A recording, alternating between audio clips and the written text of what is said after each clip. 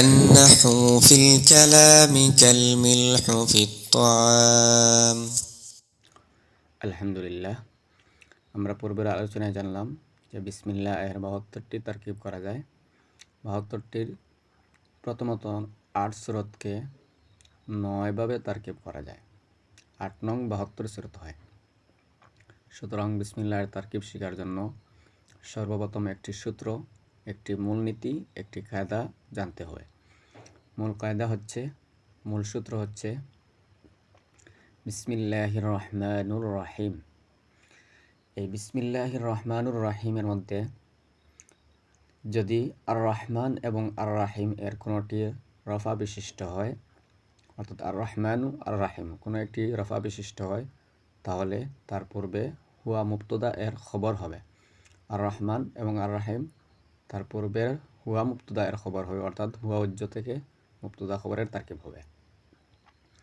আর যদি আর রহমান এবং আর রাহিম এর কোনো একটি নসব বিশিষ্ট হয়, তাহলে আর রহমান এবং আর রাহিমের পূর্বে আনি উজ্জ ফাইল থেকে আনি উজ্জ ফাইলের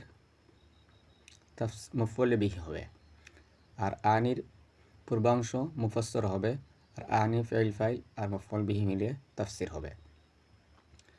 তৃতীয় পর্বে যদি আর রহমান এবং আর রাহিমের কোনো একটি জর বিশিষ্ট হয়, তাহলে তারকিবের মধ্যে বিসমিল্লাহি লফজে আল্লাহ এর সিফাত হবে, তাহলে বিসমিল্লাহের লফজে আল্লাহ এর সিফাত হবে।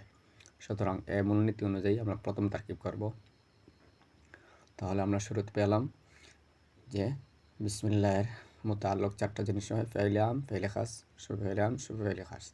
তাহলে প্রথম শুরুতে আমরা একটি শুবে ফাইলে আনবো, যেমন 1 নম্বর সূরত বিসমিল্লাহির রহমানুর রহিম। তাহলে আশরাউ বিসমিল্লাহির রহমানুর রহিম।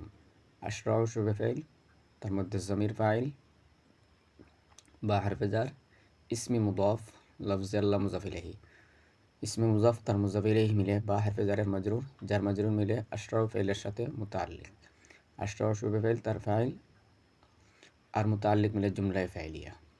আর রহমানু আর রাহিম দুটার রফা দিয়ে পড়ছি, এজন্য তার শুরুতে হুয়া মুবতদা হবে। হুয়ার রহমানুর রাহিম তারকিব হুয়া মুবতদা, আর রহমানু খবরে আউয়াল, আর রাহিম খবরে সানি। মুবতদাদার উভয় খবর মিলে জুমলায়ে ইসমিয়া। উক্ত তারকিব অনুযায়ী তার অনুবাদ হবে বিসমিল্লাহির রহমানুর রহিম, অর্থাৎ আমি আল্লাহ তাআলার নামের সাহায্যে শুরু করেছি। বিসমিল্লাহি অর্থাৎ আমি আল্লাহ তাআলার নামের সাহায্যে শুরু করেছি। হুয়ার রহমানুর রাহিমু, তিনি সীমাহীন দয়ালু, অত্যন্ত দয়াবান। আর রহমানের অর্থ দয়ালু, আর রাহিমের অর্থ দয়ালু। আর রহমানের অর্থ দয়াবান, আর রাহিমের অর্থ দয়াবান। দুটোটার একই অর্থ তুললে সুন্দর হয় না, এজন্য একটির মধ্যে তুলব সীমাহীন দয়ালু, আর আরেকটির মধ্যে তুলব অত্যন্ত দয়াবান।